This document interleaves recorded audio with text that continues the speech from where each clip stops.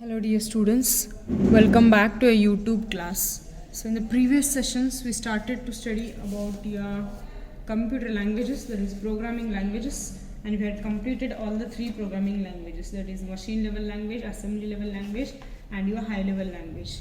Actually the programming language has been divided into two, low level and high level. In high level again it is divided into two, that is machine level and your assembly level. So the features of all the three computer languages we had studied already in detail. Some advantages and disadvantages we had studied. If you remember, while explaining your assembly level language and your high level language, I told you that we need to use some translators. So here the use of the translator is necessary because we know that our machine understand only the machine level language, and the code or the program what we are writing in your assembly level language and high level language are not in your machine code, or not in your machine instructions. So what we need is we need the translator so that we can transfer or translate the data or the code which is there in your assembly and high level into your machine level code. So it is necessary to study about your translators, that is called as language translators. You may get a 3 marks question or 5 marks question. We have language translators. So here the language translators are used to convert your high level language and assembly level language to your low level languages. There are totally 3 types of the translators we have. Those are the compiler,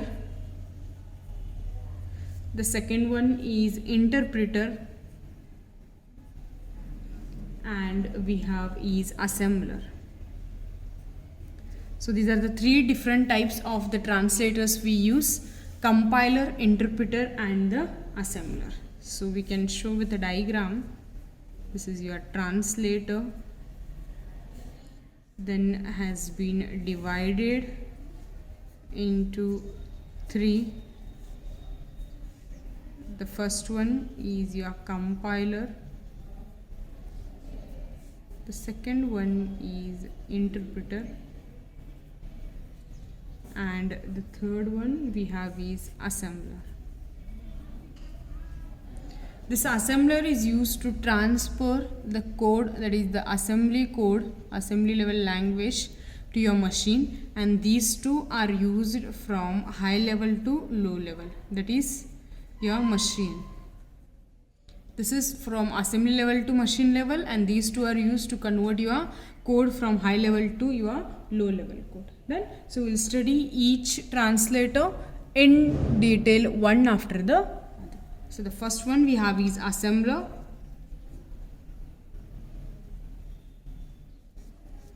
The first translator we have is assembler. So here the assembler is nothing but one system software which translate an assembly language program into your machine language. When all you want to convert these mnemonics which are used in your assembly level language into your machine language, that time we use a translator. That translator name is assembler, and this assembler is one system software. This assembler is also one system software using which we convert the program or the code written into your assembly level to your machine level. So take down the meaning. You may get 1 mark question. Assembler is system software. Assembler is system software which translates an assembly language program,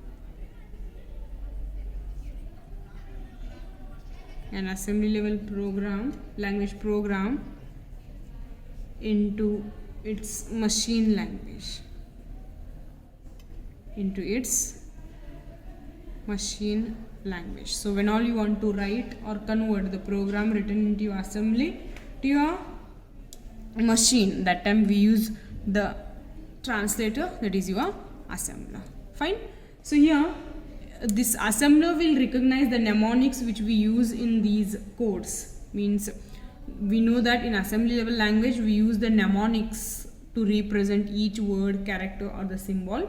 So this assembler will recognize your mnemonics used in your assembly level language, and the substitute means the equivalent, the required machine code for each instruction will be created. It will convert that each mnemonics in the equivalent machine code. That is the main work of your assembler. What it does, it will take all the mnemonics which are there in your assembly level language and substitute means convert each mnemonic of your assembly level language into its equivalent machine code. That is the another feature what we have for your assembler. Take down, it recognizes the mnemonics used in the assembly or assembly level language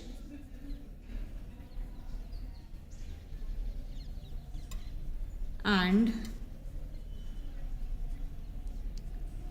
substitutes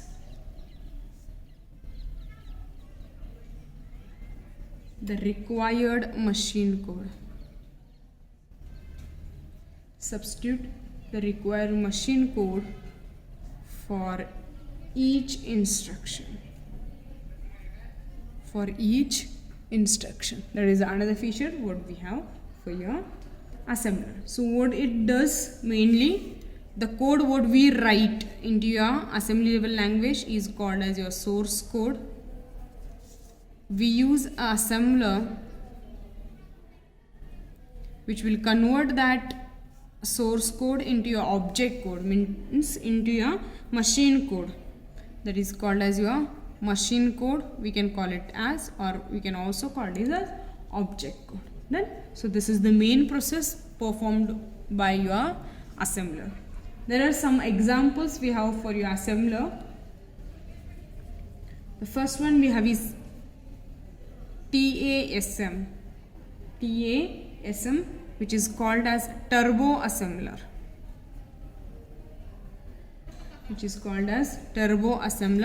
And the second one we have is MASM.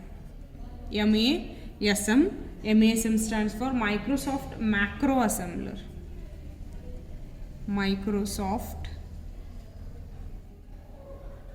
Macro Assembler.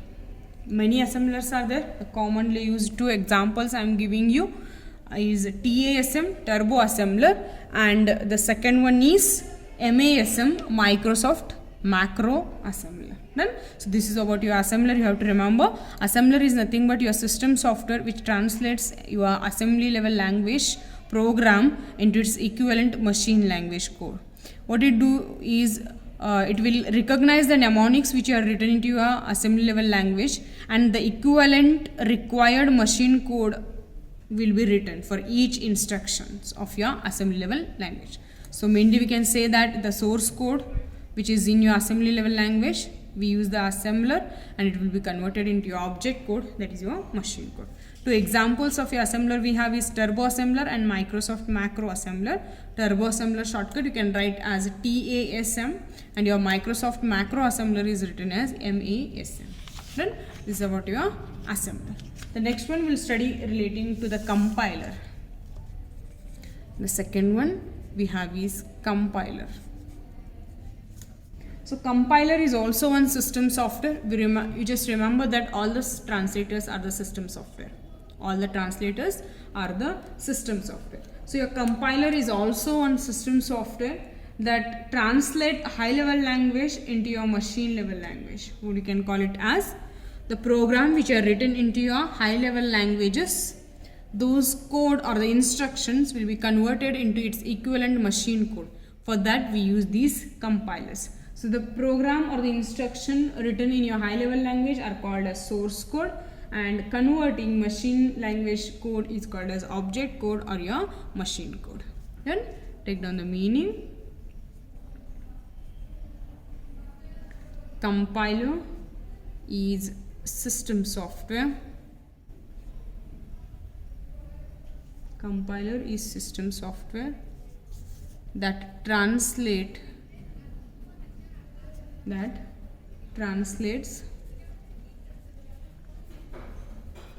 high level language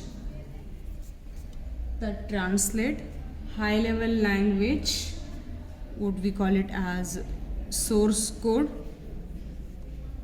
into the machine code, that is your machine level language, which is also called as machine code or your object code. Then that is about your compiler. So what it will do is it reads the whole program, what all the program you have written, an entire program it will read first, and then translate the entire program at once into the series of machine level language instruction. So at a time it will read the entire program, and at a time it will give you the equivalent machine code instructions one after the other. That is about your compiler. Compiler will take your source code, entire source code at a time.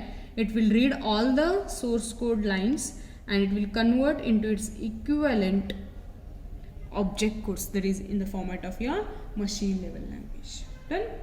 And once it is compiled, the program normally gets saved automatically and can be executed directly. So once the object code has been created or a machine code has been created, then it will be stored automatically. It will be saved in the computer automatically, no need to save it again, and directly we can execute that program, and what all the output is needed, we can take that output. That is about your compiler. Then, so some of the examples for which we use the compiler is C and C++ programming. The C program, and for C++ program we use the compilers. Then, so what we do here in the compilers, same, the code what we write in English like statements are your source code,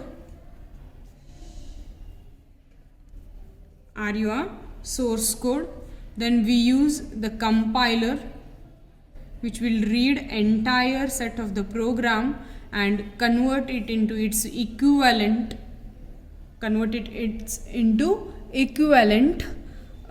object code. That is your machine code, we can call it as. Don't get confused, I'll write your machine code also. Fine. So suppose there is a word called as hi, and if you want to convert it into its equivalent machine code, then we can write like 10010010011.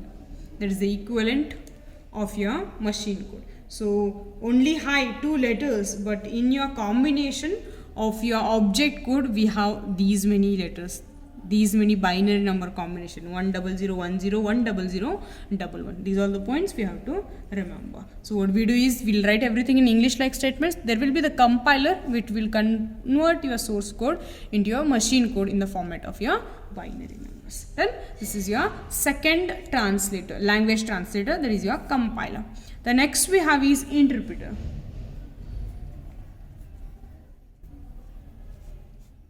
The next one we have is interpreter. So what happens here in your interpreter?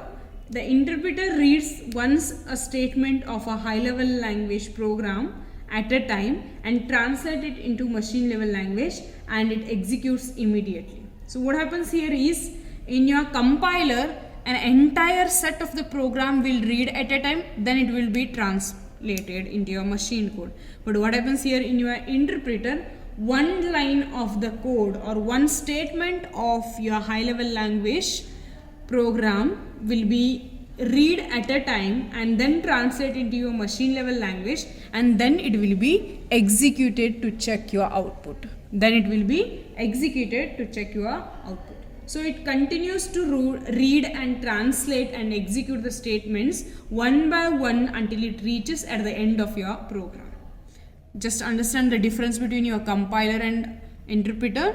Both are used to convert your source code from high level language to your machine level language. Okay, the difference is the compiler will take the entire program at a time, and at a time it will translate into your equivalent machine code. But here in your interpreter, one statement at a time will be read, then it is translated,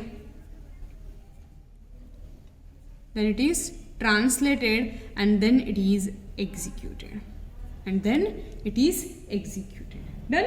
So here it continues this process of reading, translating and execution, one statement one after the other, until you reach at the end of your program. Once you reach at the end of your program, it stops execution. Fine.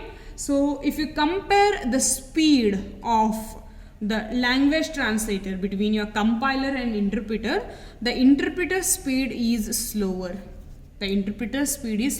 Why? Because each statement has to read separately, then translated and then executed, then you have to go for the next line. But what happens here, at a time an entire set of the program will be taken, it will be read, it will be converted, done. But here one after the other each line is taken, so it is slow if you compare with your compiler, done. So the machine code produced by your interpreter is not saved, hence the execution statement again it has to be interpreted again. So what happens here, in your compiler, after the conversion, what machine code has been created, that is saved and we can execute that object code or the machine code. But what happened here, when it translates and executes, that object code has been not separately saved. Again you have to one more time execute that. So it needs more storage also.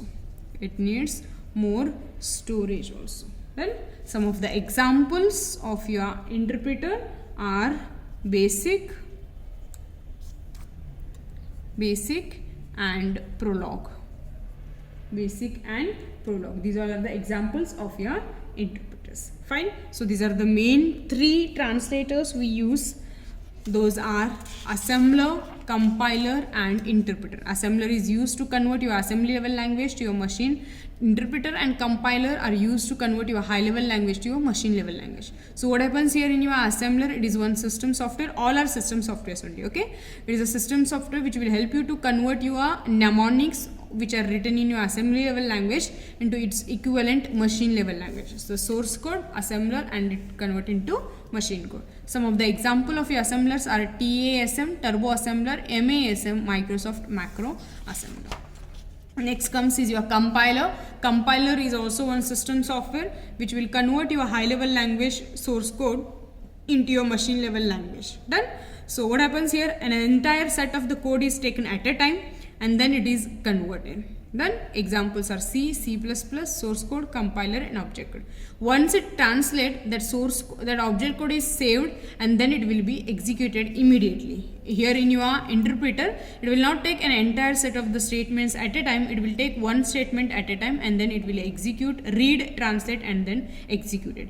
The files which are of lines which has been translated into object code will not be saved here.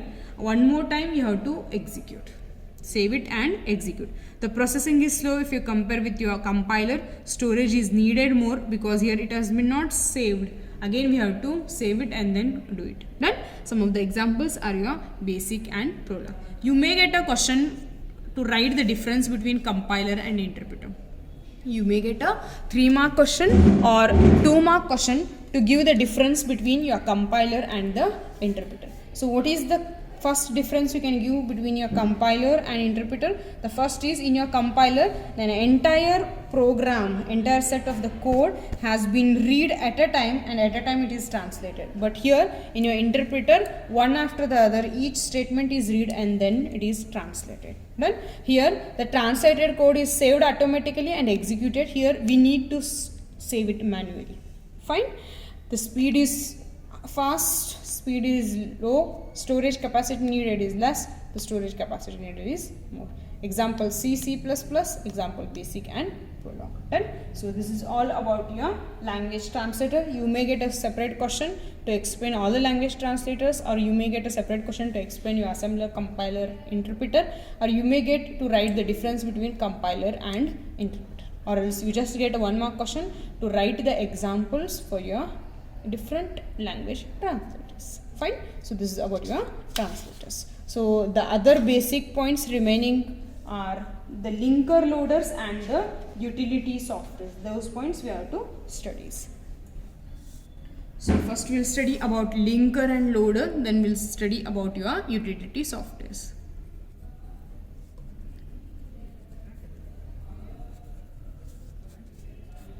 So the next point we have is linkers and loaders. So what happens here is, when your source program written, means the code which you write now, that is your source code. So when you write your code in your high level language, they may contain a number of modules or the segments, means the group of the statements what we write, those are called as your modules or the segments. To execute properly, the modules are to be linked so that execution of the program is sequential. What happens here? If I am performing different functions or calculating different processes, so what I do is, for one calculation I write one group of the codes, the another calculation I write another group of the code, for another calculation I'll write another set of the statements. So these are the 3 functions or the 3 modules what I had written. Now if you want, these all are relating only one program. So if you want these programs or these modules has to be executed neatly, then what you have to do is, we have to link these modules to each other. We have to link these modules to each other so that the execution of the program is sequential, one after the other. So this operation, linking of these modules, is performed by one software, and that software is called as your linker.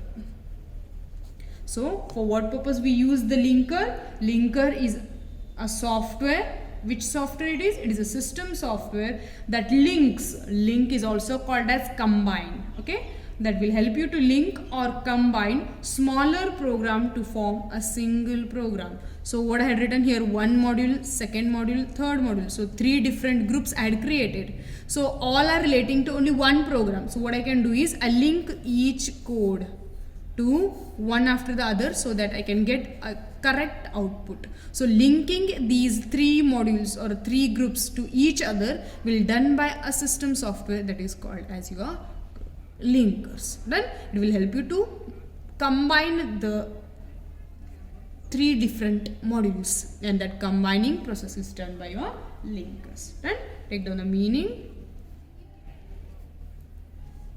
Linker is system software.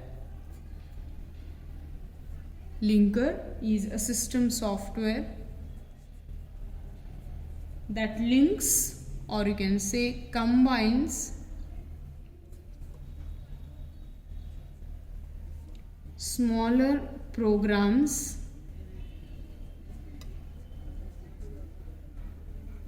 to form a single program, so that the execution takes place smoothly. Right? Once an executable program is generated, someone will have to load the program into your main memory of the computer so that it can be executed. So this linking, writing program is done everything, but to get output or to execute that program, it should be there in your main memory. So it should be taken from here and stored in your main memory. That is what we call it as loading, and this is done by a software called as loader. If you hear the words, you can generally think link means combine, loading means storing into the another content. Right? So linking different programs to form a single program is your linker work, and loading that program to execute into your main memory is done by your loader. Fine. So the loader is also a system software that loads your machine code of a program into your system memory and prepare these programs for the execution. So loading those programs into your main memory is done by a system software that is called as your loaders. Then take down the meaning. Loader is system software. Loader is system software that loads machine code of a program into system memory, that is your main memory, and prepares these programs for execution. So understand the meaning of linker and loader. You may get it 1 marks question or 3 marks question. What do you mean by linker? What do you mean by loader? Or what is the function of linker and loader? Okay, separately or combined. Anything they can be asked. Right? So the last system software we will study is utility softwares.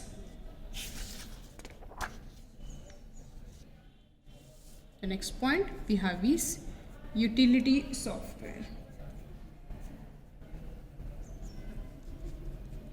So these utilities will help you for program which will assist your computer by performing some helpful functions like when all you want to do the formatting so that you can take the backup of the data, or you want to scan for your viruses and you want to remove those viruses. If you want to perform these all the operations, then that time we can use some application programs or the system programs which are called as your utility softwares. Right? So your utility software is generally called as an application oriented ready-made system program. It is a system program, but sometimes we call it as an application oriented. Okay, so some of the important utility software is your text editor, backup utility,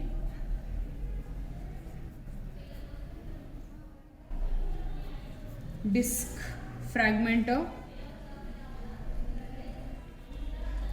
or defragmenter, and antivirus software.